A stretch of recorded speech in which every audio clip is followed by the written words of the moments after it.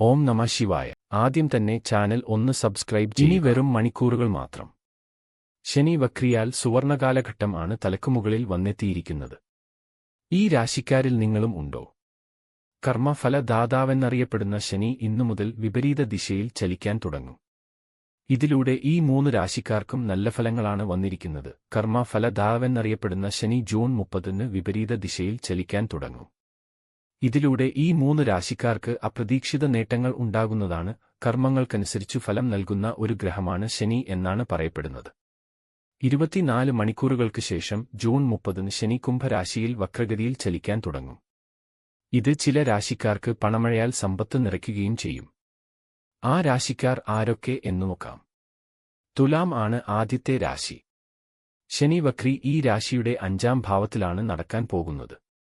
ഈ സമയം സംഘടനകളുമായി ബന്ധപ്പെട്ട നല്ല വാർത്തകൾ ലഭിക്കാനിടയുണ്ട്. പണമിടപാടുകൾ നടത്തും. പ്രതീക്ഷിക്കുന്ന ജോലി കിട്ടാനും യോഗമുണ്ട്. ഇത് സ്ഥിര നിയമനം ആകും.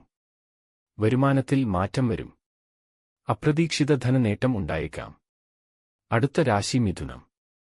ശനി ഈ രാശിയുടെ 9-ാം ഭാവത്തിലാണ് വക്രഗതിയിലേക്ക് നീങ്ങാൻ പോകുന്നത്. അതുകൊണ്ടുതന്നെ ഇവർക്ക് ഇത് നല്ല സമയമാണ്. ഈ സമയത്ത് ഇവർക്ക് ഭാഗ്യത്തിന്റെ പൂർണ്ണ പിന്തുണയുണ്ടാകും. ബിസിനസ് ചെയ്യുന്നവർക്ക് ലാഭം, കരിയറിൽ ഉയർച്ച എന്നിവയുണ്ടാകും. പണം സമ്പാദിക്കാൻ കഴിയും. മേടം ആണ് അടുത്തത്.